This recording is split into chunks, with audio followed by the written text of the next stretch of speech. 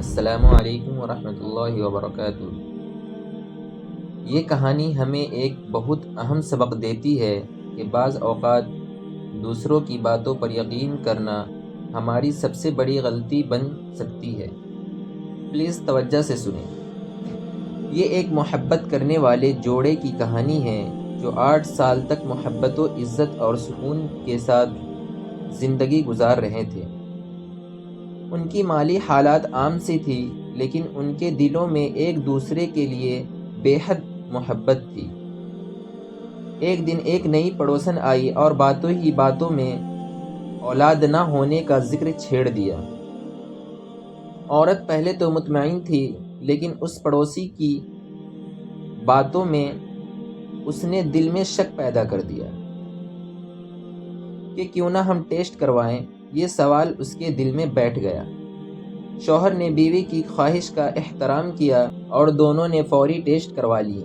اگلے دن شوہر نے رپورٹ وصول کیے اور جب وہ گھر واپس آیا تو چہرے پر اداسی اور مایوسی نما تھی۔ شوہر نے کہا، مجھے معاف کرنا، میں بانجھ ہوں، میں اولاد پیدا نہیں کر سکتا۔ بیوی نے صبر کا مظاہرہ کیا اور اپنے شوہر کو محبت اور تسلی دی کہ یہ سب اللہ کی مرضی ہے۔ چند دن بعد وہی پڑوسن دوبارہ آئی اور اس بار طلاق کا مشورہ دیا۔ تم جوان ہو، خوبصورت ہو، تمہیں ایک ایسے شوہر کی ضرورت ہے جو تمہیں ماں بننے کا خواب دے سکے۔ یہ بات بیوی کے دل میں گھر کر گئی۔ وہ لالچ کا شکار رہی۔ ایک دن آخر کار اپنے شوہر سے طلاق مانگ لی۔ میں ماں بننا چاہتی ہوں، میں تمہارے ساتھ زندگی نہیں گزار سکتی۔ شوہر حیران رہ گیا۔ اس نے یاد دلایا کہ چند دن پہلے تو وہ صبر کرنے کو تیار تھی، لیکن بیوی اپنی ضد پر اڑی رہی۔ شوہر نے ایک لمحے کے لیے خاموشی اختیار کی اور پھر ایک لفافہ نکالا اور بولا، یہ ہے اصل رپورٹ، پڑھ لو۔ بیوی کے ہاتھ کانپنے لگے جب اس نے حقیقت پڑھی۔ شوہر بولا، میں نہیں بلکہ تم بانجھ ہو۔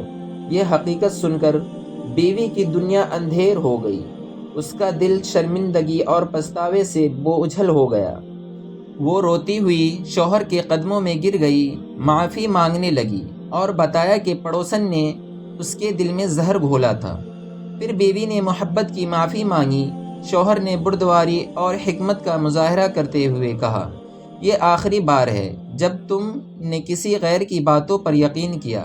آئندہ کسی کی سازش کا شکار نہ بننا۔